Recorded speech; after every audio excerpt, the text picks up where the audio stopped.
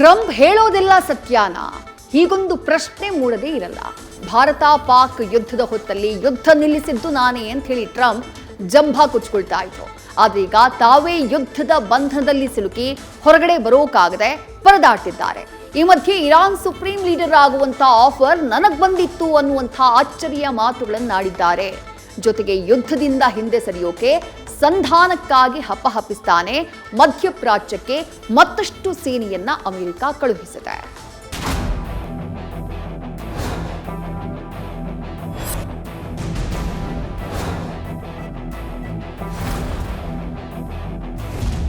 Iran ಜೊತೆ ಯುದ್ಧಕ್ಕೆ ಇಳಿದ ಟ್ರಂಪ್ ಕತೆ ಇರಲಾರದೆ ಇರುವೆ ಬಿಟ್ಕೊಂಡಂತಾಗಿದೆ. ಇರಾನ್ ಇಸ್ರೇಲ್ ಯುದ್ಧದ ಮಧ್ಯೆ ಮೂಗು ತೂರಿಸಿ ಅಮೆರಿಕ ಪರದಾಡ್ತಾ ಇದೆ. ಯುದ್ಧವನ್ನ ಜೋರಾಗಿ ಆರಂಭಿಸಿದ ಟ್ರಂಪ್ ನಿಲ್ಲಿಸೋಕೆ ಆಗದೆ ವಿಶ್ವವನ್ನೇ ಸಂಕಷ್ಟಕ್ಕೆ ಸಿಲುಕಿಸಿದ್ದಾರೆ. ಈ ಹೊತ್ತಲ್ಲಿ ಸಂಧಾನಕ್ಕೆ ಹಂಬಲಿಸುತ್ತಾ ಕೊಲ್ಲಿ ರಾಷ್ಟ್ರಗಳಲ್ಲಿ ಸೇನೆಯನ್ನ ಬಲಗೊಳಿಸುತ್ತಿದ್ದಾರೆ.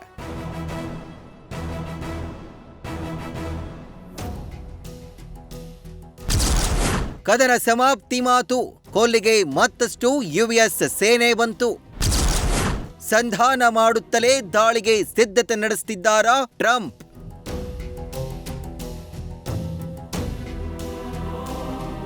ಒಂದ್ ಕಡೆ ಇರಾನ್ ಜೊತೆಗಿನ ಯುದ್ಧ ನಿಲ್ಲಿಸಲು ಡೊನಾಲ್ಡ್ ಟ್ರಂಪ್ ಮಾತುಕತೆಗೆ ವೇದಿಕೆ ಸಜ್ಜು ಮಾಡಿದ್ದಾರೆ. ಈ ನಡುವೆಯೇ ಮಧ್ಯಪ್ರಾಚ್ಯಕ್ಕೆ ಅಮೆರಿಕ ಮತ್ತಷ್ಟು ಸೇನೆಯನ್ನ ರವಾನಿಸಿದೆ. ಅದರಲ್ಲೂ ಭೂ ಸೇನೆಯನ್ನ ರವಾನಿಸಿರೋದು ಅಚ್ಚರಿಗೆ ಕಾರಣವಾಗಿದೆ. ಇದು ಇರಾನ್ ಬಗ್ಗದೆ ಇದ್ರೆ ದಾಳಿ ಮಾಡಲು ನಡೆಸ್ತಿರೋ ಸಿದ್ಧತೆಯೋ ಅಥವಾ ಸಂಧಾನವನ್ನ ಸ್ವೀಕರಿಸಲಿ ಅಂತ ಇರಾನ್ಗೆ ಹಾಕ್ತಿರೋ ಬೆದರಿಕೆಯೋ ಎಂಬ ಪ್ರಶ್ನೆ ಮೂಡಿದೆ. ಮಧ್ಯಪ್ರಾಚ್ಯಕ್ಕೆ ಅಮೆರಿಕ ಮತ್ತಷ್ಟು ಸೇನಾ ಸಿಬ್ಬಂದಿಯನ್ನ ರವಾನಿಸಿದೆ. ಈಗಾಗಲೇ ಇರುವ 50,000 ಸಿಬ್ಬಂದಿ ಅಲ್ಲದೆ ಮತ್ತೆ 5,000 ಸೇನಾ ಸಿಬ್ಬಂದಿಯನ್ನ ಅಮೆರಿಕ ನಿಯೋಜನೆ ಮಾಡಿದೆ. ಜೊತೆಗೆ ಪ್ಯಾರಾ ಟ್ರೂಪರ್ಗಳನ್ನ ಟ್ರಂಪ್ ನಿಯೋಜನೆ ಮಾಡಿದ್ದಾರೆ. ಇರಾನ್ನಲ್ಲಿ ಅಮೆರಿಕ ಇದುವರೆಗೂ ವಾಯು ದಾಳಿಯಷ್ಟೇ ನಡೆಸ್ತಾ ಬಂದಿತ್ತು. ಆದ್ರೀಗ ಇರಾನ್ನ ಕೆಲ ಆಯಾಕಟ್ಟಿನ ಭೂಭಾಗಗಳನ್ನ ವಶಕ್ಕೆ ಪಡೆಯಲು ಟ್ರಂಪ್ ತಂತ್ರ ಹೆಣೆಯುತ್ತಿರುವ ಸಾಧ್ಯತೆಯಿದೆ.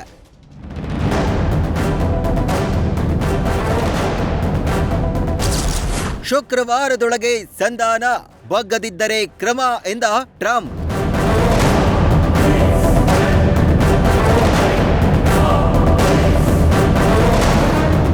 ಇರಾನ್ ಮೇಲೆ ದಾಳಿ ಮಾಡಿ ಮೇಲ್ನೋಟಕ್ಕೆ ಜಂಬ ಕೊಚ್ಚಿಕೊಳ್ತಿರೋ ಅಮೆರಿಕ ಸಂಧಾನ ಸೂತ್ರವನ್ನ ಬಯಸಿದೆ. ಇದೀಗ ಶುಕ್ರವಾರದ ಒಳಗಾಗಿ ಸಂಧಾನ ವಿಚಾರದಲ್ಲಿ ಇರಾನ್ ಯಾವುದೇ ತೀರ್ಮಾನಕ್ಕೆ ಬರದಿದ್ರೆ ಮುಂದಿನ ಕ್ರಮವನ್ನ ಕೈಗೊಳ್ಳುತ್ತೇವೆ ಅಂತ ಖಮೇನಿಗೆ ಖಡಕ್ ಎಚ್ಚರಿಕೆಯನ್ನ ನೀಡಿದ್ದಾರೆ. ಸುಪ್ರೀಂ ಲೀಡರ್ ಆಗಲು ಟ್ರಂಪ್ಗೆ ಒತ್ತಾಯಿಸಿತ್ತ ಇರಾನ್? ಇದು ಅತಿಶಯೋಕ್ತಿಯೋ ನಿಜವೋ ಗೊತ್ತಿಲ್ಲ. ಟ್ರಂಪ್ ಹೇಳುವ ಮಾತುಗಳು ನಂಬಲು ಅರ್ಹವೇ ಎಂಬ ಪ್ರಶ್ನೆ ಮೂಡುತ್ತೆ. ಇದೀಗ ಇರಾನ್ ಸುಪ್ರೀಂ ಲೀಡರ್ ವಿಚಾರವಾಗಿಯೂ ಟ್ರಂಪ್ ಅಚ್ಚರಿಯ ಮಾತನ್ನ ಆಡಿದ್ದಾರೆ.